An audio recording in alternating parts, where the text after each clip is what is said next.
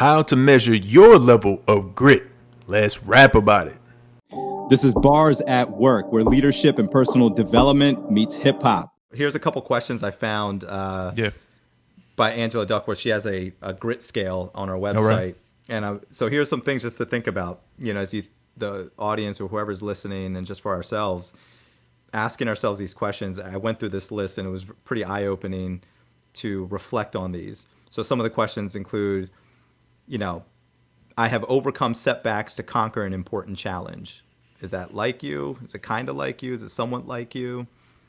New ideas and projects sometimes distract me from previous ones.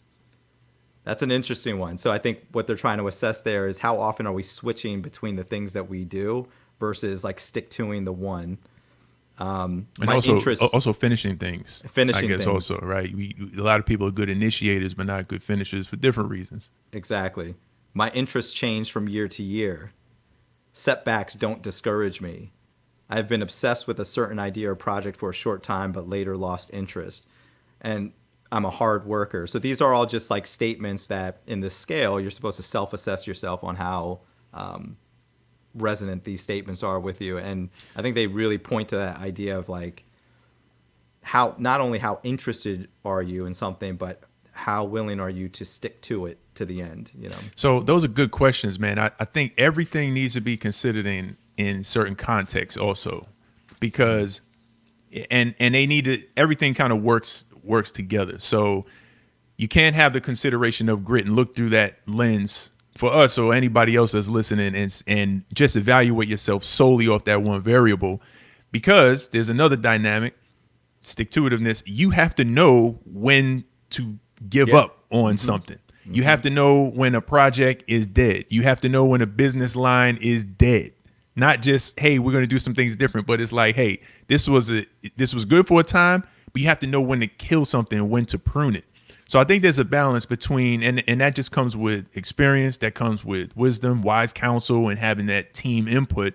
Yep. When it's time to really dig in, hit the gas and press through, versus just the good decision to say, we're going to go in a different direction. And sometimes individuals do that themselves. When you have a person that constantly does that, or a person that's very creative and gets a lot of ideas and very innovative, that's a natural bent and an ability they have.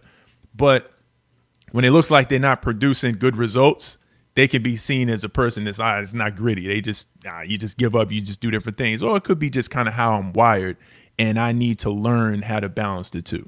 Yeah, and it's, I think there's a lot of probably further research that can go into that space of when is it okay, when is it not. There's never just this one static state of being gritty or not gritty. Yeah. But I do think there's this truth that she's bringing out in these statements. For example, there's another one. I often set a goal, but later choose to pursue a different one. I think the difference is you could set a goal if you're actually diligent in trying to achieve it, but now your circumstances have changed, or there's something specific that you found out like, oh, this is actually not the right direction. I'm going to actually go in a different direction. That's different from setting a goal, but then not having the diligence to take steps towards it, right? True. And doing that. So I think, to your point, I think there's a lot of context that goes into this statements. But for me personally, I was going through them and I found them a little eye-opening for me, because I'm like, ooh, there are aspects of myself being an ideator or a person that has a lot of interests. Yeah, innovation. You have to make sacrificial choices to say, look, your time is only so finite.